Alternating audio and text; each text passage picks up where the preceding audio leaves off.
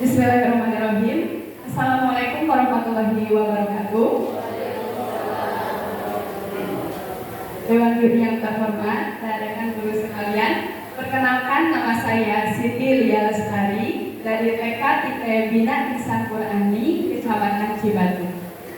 Pada kesempatan kali ini, saya akan menyampaikan praktik baik tentang pendekatan pembelajaran mendalam melalui penerapan 7 kebiasaan anak Indonesia hebat dengan judul OPAS, optimalisasi kebiasaan bermasyarakat melalui sharing happiness.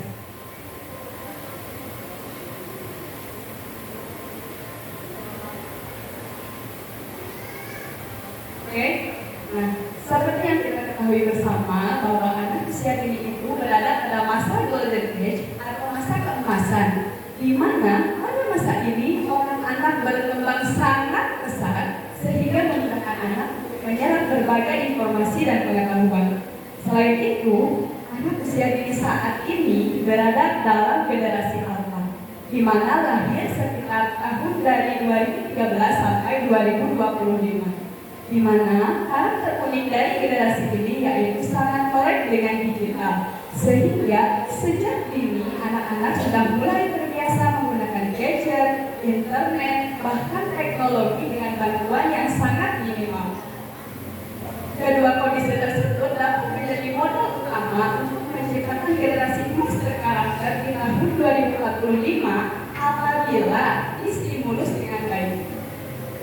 Adapun salah satu upaya untuk menstimulusnya dapat dilakukan melalui penerapan 7 kebiasaan anak Indonesia hebat yang dilakukan setiap hari berkelanjutan sehingga menjadi budaya dan terinternalisasi menjadi karakter. Adapun pelaksanaan 7 kebiasaan anak Indonesia hebat yang sudah dilaksanakan di sekolah kami, yang pertama bangun pagi. Kebiasaan bangun pagi ini, alhamdulillah anak-anak sudah mulai terbiasa bangun sekitar pukul 5 pagi. Selanjutnya kebiasaan beribadah. Dalam kebiasaan beribadah ini yang sudah kami laksanakan yaitu kebiasaan sholat duha dan sholat zuhur di sekolah.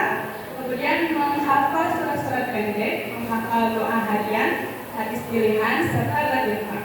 Selanjutnya yang ketiga kebiasaan berolahraga. Kebiasaan berolahraga ini selain anak-anak sudah terbiasa melakukan senam anak Indonesia hebat, anak-anak juga terbiasa melakukan aktivitas fisik yang lainnya seperti bermain area luar, bermain bola, serta pencaksilat. Selanjutnya yang keempat, makan sehat dan bergizi. Alhamdulillah melalui program pemberian makanan tambahan dari sekolah dan program makan bergizi gratis dari pemerintah, anak-anak sudah mulai terbiasa mengonsumsi makanan gizi seimbang dan mau mengonsumsi sayuran serta buah-buahan. Selanjutnya, gemar belajar. Dalam fasilitasi kebiasaan gemar belajar ini, kami fasilitasinya melalui pembelajaran intrakurikuler, kurikuler dan ekstrakurikuler dengan menggunakan beberapa pendekatan yang menarik dan beragam serta disesuaikan dengan karakteristik anak sehingga menciptakan pembelajaran yang berkesadaran, bermakna dan berguna. Selanjutnya ada bermasyarakat. Dalam kebiasaan bermasyarakat ini, kami memfasilitasinya melalui pembelajaran dan permainan yang menarik serta melibatkan kerjasama antar anak. Selanjutnya tidur cepat. Alhamdulillah kebiasaan tidur cepat ini anak-anak sudah mulai konsisten tidur sekitar pukul 8 malam. Nah, kebiasaan ini tentu saja tidak dapat terlaksana dengan baik apabila tidak ada kerjasama dari orang tua dan pemantauan jumlah 7 kebiasaan anak Indonesia hebat yang dilakukan oleh sekolah secara konsisten. Adapun hasil dari pemantauan jurnal ini dan kegiatan homeroom, kegiatan homeroom itu merupakan kegiatan konsultasi perkembangan anak di mana yang dilakukan tiap tengah semester. Dari hasil setelah evaluasi ternyata dari hasil jurnal tersebut dan kegiatan homeroom itu kami menemukan hasil bahwa kebiasaan bermasyarakat di sekolah kami itu masih belum optimal. Nah, hal ini dikarenakan situasi anak-anak di sekolah kami sekitar 80% pola mainnya lebih sering bermain di rumah sendiri. Jadi tidak diberikan keleluasaan untuk bermain di luar rumah dan berinteraksi dengan orang-orang di sekitarnya. karena kedua orang tuanya banyak yang bekerja dan penghasilan diberikan kepada pengasuh. Sehingga akibatnya yang terjadi hanya 20% saja, yaitu sekitar 12 dari 50 anak yang sudah terbiasa bermasyarakat dan terlihat dari dalam perilaku sehari-harinya bahwa anak-anak lebih berempati dan lebih mau bekerja sama. Nah, dari situasi dan tantangan tersebut, maka kami melakukan inovasi pembelajaran melalui optimalisasi kebiasaan bermasyarakat melalui sharing happiness. Apa itu sharing happiness? Nah, sharing happiness itu sendiri merupakan kegiatan berbagi kepada masyarakat di sekitar sekolah dengan melibatkan anak secara langsung dalam setiap rangkaian prosesnya. Pada tahap persiapan pelaksanaan, pertama-tama guru membuat buku cerita digital menggunakan platform AI dalam kegiatan kontrol. Selanjutnya guru menyiapkan celengan infrastruktur sejumlah anak, lalu melakukan sosialisasi kegiatan sharing happiness ini kepada para tua, di mana rangkaian kegiatan sharing happiness ini diawali dari pengisian celengan infrastruktur yang nantinya dilakukan oleh anak-anak setiap harinya di rumah dengan dampingan orang tua.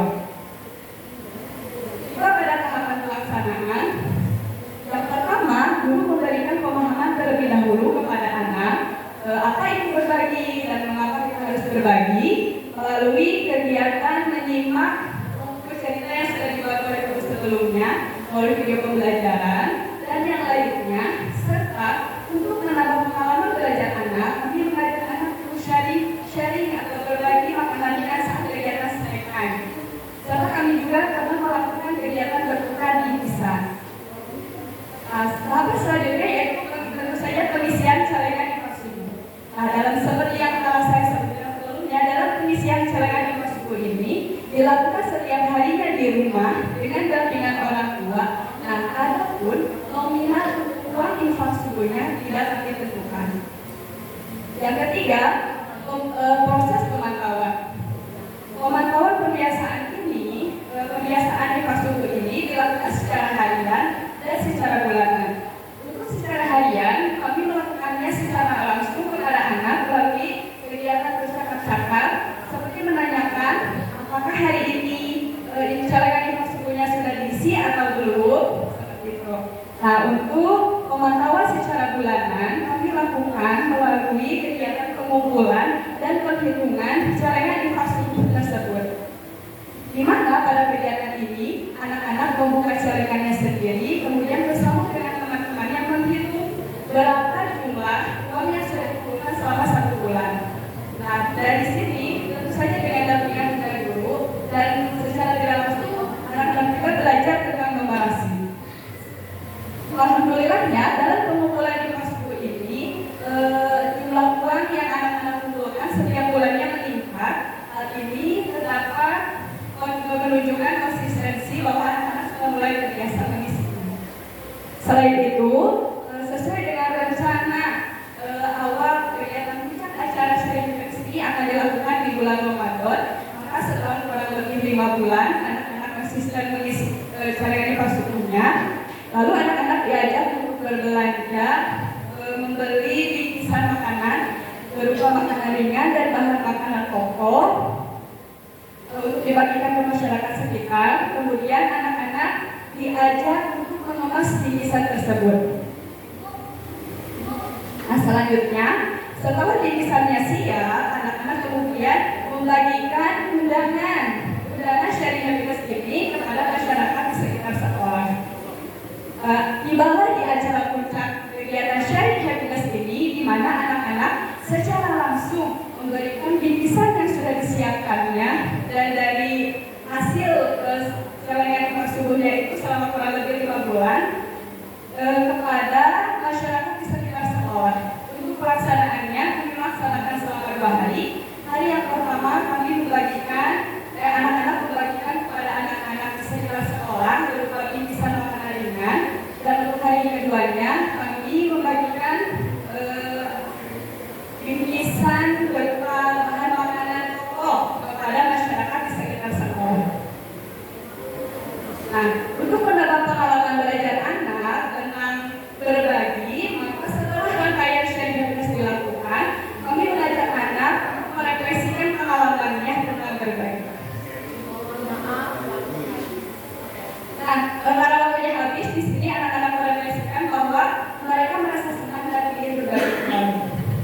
Dari sini, Gimana perasaan Anda setelah saling happiness ini?